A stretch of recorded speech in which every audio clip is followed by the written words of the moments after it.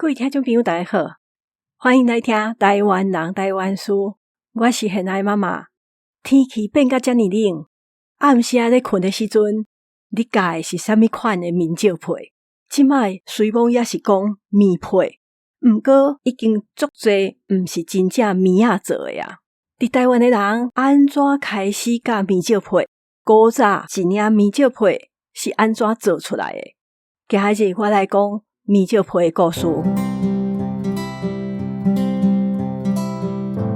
博客来即卖已经有有声册甲电子册啊，请大家会记得去教官台湾风俗讲互你听。